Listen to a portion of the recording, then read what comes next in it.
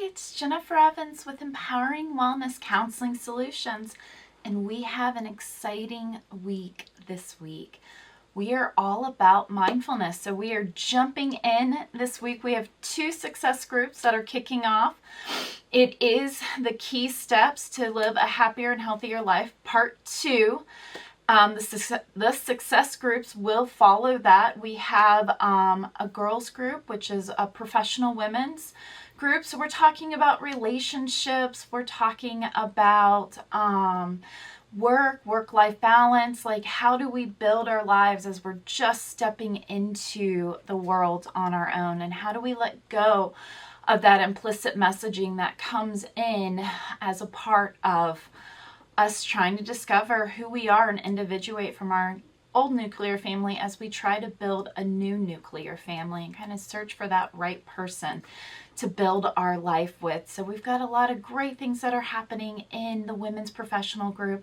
And then we have a men's group on Tuesdays, which is going to be focused on growing up out of relationships. So as we found heartbreak and we found that men have kind of this really core sense of self to be a father, a provider, a husband, they find themselves lost after losing these long-term relationships, whether they're finishing a divorce. Many are kind of just getting into the game of separation.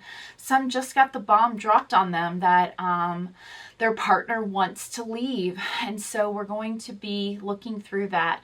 And both groups will be following part 2 of the key steps to live a happier, healthier life, emotional regulation. So we have 3 key steps. The first was really the success, understanding your vision of success and building goals. And then we looked at all the ways in which the stressors in our life pull us from our internal focus and our success and moved us to comparison and external validation. We're now doing emotional regulation, which is going to be really fun. And then we're going to look at grief beyond loss. We're looking at distress tolerance. We're looking at a lot of different archetypes in our self-value, gratitude and suffering, perceived expectations, and manifesting positive energy. And then the core of it all is this understanding of universal constructs.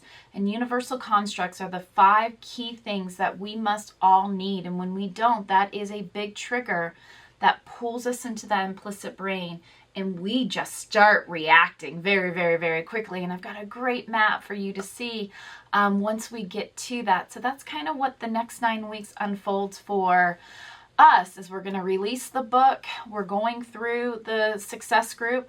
I'm doing it on the YouTube just like I am, going through the group. So chapter 1 in the book is part 1, day 1 in the group. And that is what we're focused on in our YouTube channel. So the theme of the week is mindfulness. We always start with mindfulness because it is grounding. It is the foundation to wellness. We cannot be well unless we're in the here and now, and we can't stay well unless we look at the here and now without any judgment. There's no shame in this game.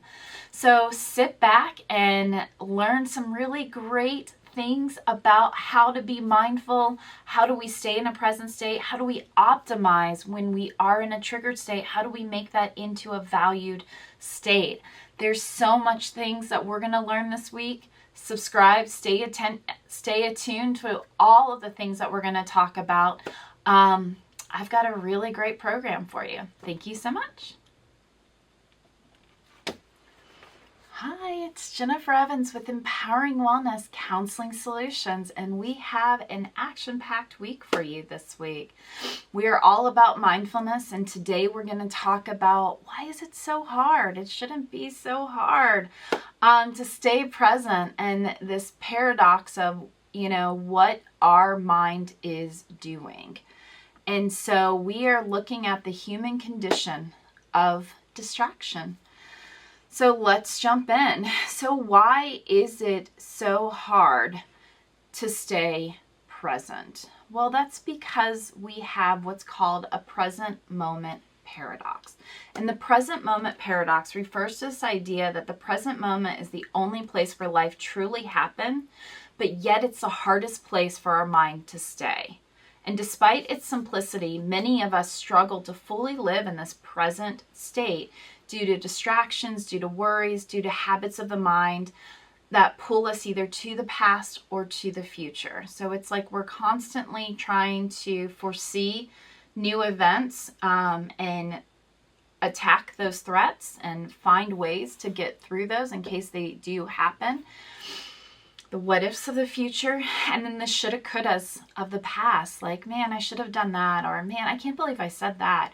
What do you think she thought of me when I said this? You know, like we get really lost in our interactions, and that is because of our universal constructs, which is something that we will be talking about in a couple of weeks. It's at the end of the series, and so I talk about it all the time.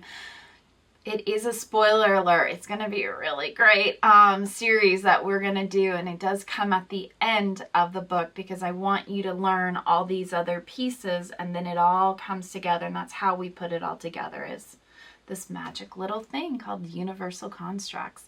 And so understanding this paradox is that we really have to be okay with the presence is all that we have. And it really does unfold one moment at a time. The past is just a memory and the future is just a projection. And nothing is real or valid except for what is in the here and now. And when you can accept that understanding is when you really have this sense of joy and awareness of the now. And there's many ways in which we think we're present. It's been like a year and a half and I do this all the time. And I really thought that, man, I am purpose driven now. I'm not productive. I am purposeful. I'm investing. I'm not saving or spending. Like I really thought I had myself together. And then we went on one of our journeys, and those journeys really give me a lot of insight. It challenges me mentally and physically when we go on the hikes and we go and engage with nature. And there's so many pieces of it. And I will tell you right now, I sat there and I was like, wow, I was not as present as I thought I was. I thought I was doing all the right things, but what I was being was productive with my presence. A darn performance trauma will get you every time. And I say this because there's so many times where you're deluding yourself. You think that you're in the here and now. You think you're making a rational decision. And you're in an anxious mind and you are just performing. You are not purposeful. And so it's important to understand that the past is the past. You walk through the door and you shut it. We have to shut these doors. And the future is a projection. Whatever will happen, will happen. And there's no point or value in worrying, planning, or fantasizing. We can plan with 1 foot grounded in the present. We do not plan with what ifs. We plan with known valid data points that we are moving around in the here and now.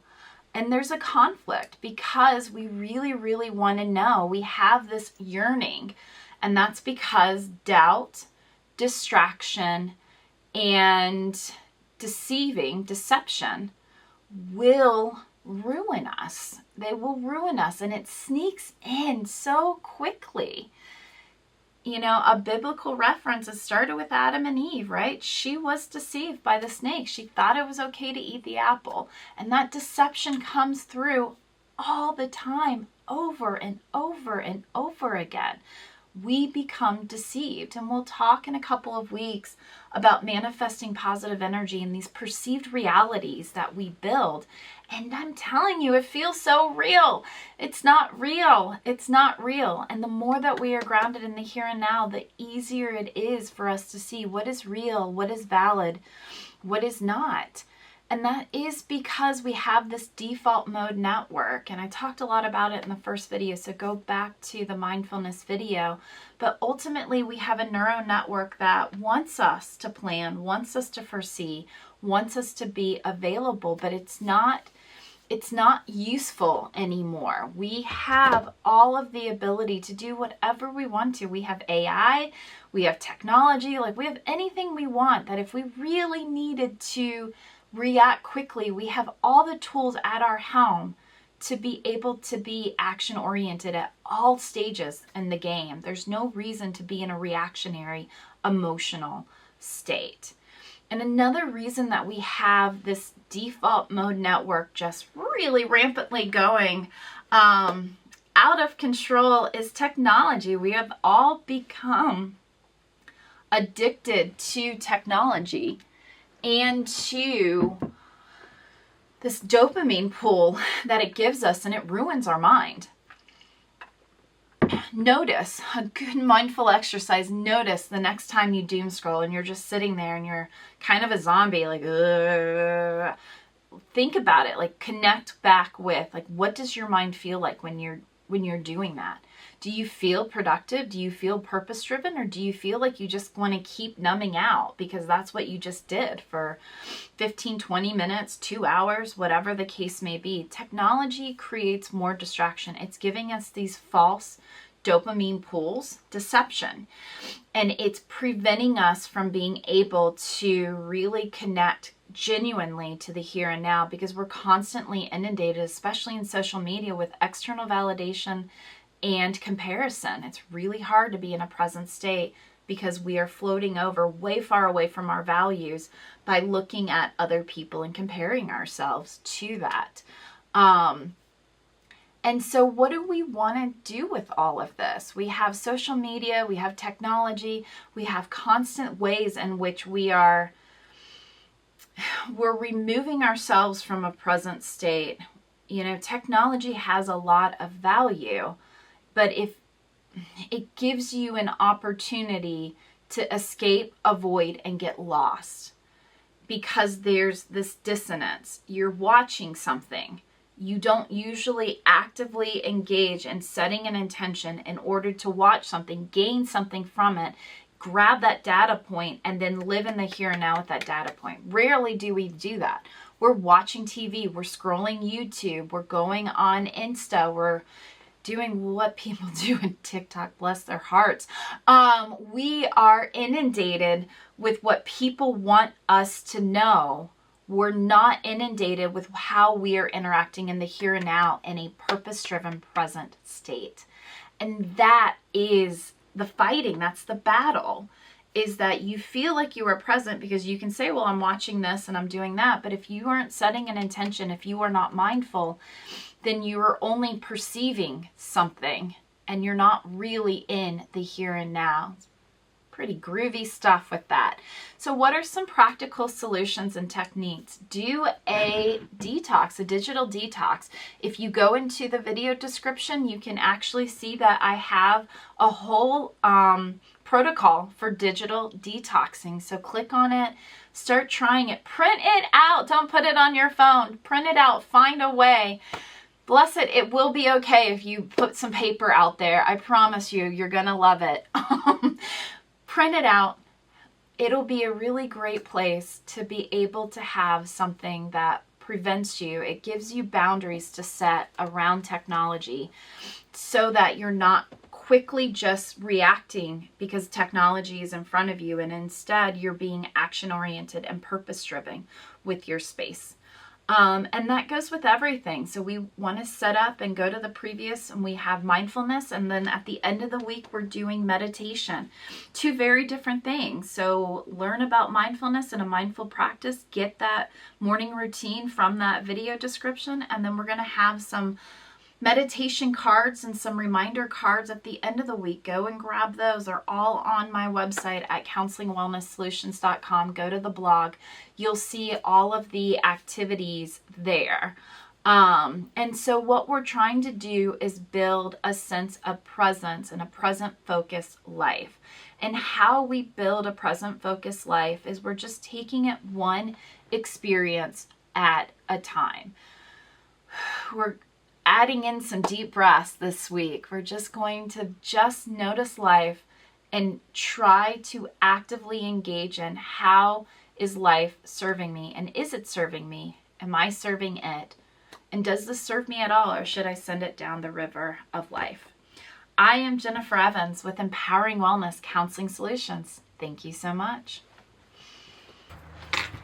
Hi, it's Jennifer Evans. I hope you are liking my videos. If you do, please comment below. Let me know if you have any questions. If there's topics that you're just dying to know about, and why do I do this and why do they do that? I would love to answer them. I do come from a cognitive behavioral background, but as we see in some of my videos, I love object relations. I love attachment theory. I love Erickson and his psychosocial developmental theories. So I do pull from a lot of different places in order to kind of build out that our thoughts, our feelings, our behaviors, something triggers it, and there's always a consequence after it. And that is the beauty of life and why we have a lot more control over our thoughts, feelings, and behaviors than we give ourselves credit for. This is a huge passion of mine, a calling, if you will. And I am here to support you. I've written 2 books, and I've got, the goal is 3 a year. So I've got several that are coming out in different, on different topics. But what we have right now, and you can go click on the Amazon link in the video descriptions below, but we have Saying Goodbye to Bad Brain. This is going to go and teach you everything you need to know about your negative narrative. So if you feel like life is hard and it just feels like you don't understand people, or you don't understand why somebody you love keeps making the dumbest mistakes and decisions, what is their problem? They have bad brain. Go read about it. Find some empathy. Find some grace, because that is just them recapitulating their past. And we do it for ourselves, and other people do it to us. And so when we know what they're doing, it makes it feel a lot less annoying and a lot more like we have agency over those experiences. So Saying Goodbye to Bad Brain. I also just released, and I'm very excited, is Key Steps to Living a Happier and Healthier Life. This is a workbook that is going to help you define what your values are, what success is for you, and what your vision of success, and it is going to go through everything that stresses us out and makes us live in suffering and despair, allow that bad brain to get involved, and instead of living in the present. So this will go through all the main things: building a work-life balance, being able to be good enough, finding radical acceptance, decision making, which who would have thought that that was something, but it really breaks everything down that prevents you from living a happier and healthier life, and then allowing you to challenge those thoughts so that you can. So these are the key skills. So in my practice, I take the ABC model from Albert Ellis, through CBT. And I kind of open it up to this kind of overarching trajectory. And so we have awareness, acceptance, action. So the 3 A's of my treatment support with others, whether that's coaching or in therapy, through my books, and I have success groups as well. So I've got a lot of supports, and I use the same model. And that is, we need to build awareness about kind of why we do the things we do. We accept it. We don't agree, but we accept, okay, this is kind of my trajectory. I can see how it all comes together. I see trending patterns. I see how I act the same way. Actually, I get frustrated, but yet I'm acting the same exact ways because it is predictable, because that's my brain. It's bad brain working. It's a really good book. And so then we have action. And so I teach you lots and lots of ways to understand what the brain is doing and how to counter, how to challenge, counter, and do opposite actions. And so we have lots and lots of ways. The Bad Brain book has tons of ways in which we do that. And then the workbook has ways to start reflecting. We have exercises, activities, and journal prompts. And this book will actually, Key Steps to Living a Happier and Healthier Life, will follow my success group. So it is a 6-month success group. We break it down into 9 weeks. This is part 1, is living a happier and healthier life. Then we're going to have, we also have a part 2 section and a part 3. So you can come in at each of those sections, and it will have a continuous flow. Part 2 is our emotional regulation. So we're really looking at the relationship we have with ourselves and how the bad brain comes in and makes us reactionary, and how to calm and be more action oriented. Part 3 is interpersonal skills. How do you relate with others? How do you make yourself available? The key to life is you can't control the outcomes. You got to put all those processes out there. How do you put yourself out in that process to help others and to let others help you? That is section 3. We do have a subscription program, so accountability is everything, and it is in my first part of this workbook. So you can sign up, go to my website, counselingwellnesssolutions.com. It is in the description, and check out all of these great programs that I have set up to help everybody live a happier and healthier life, no matter where your state of change. Thank you so much. Please like and share my videos. I would appreciate it. Thank you.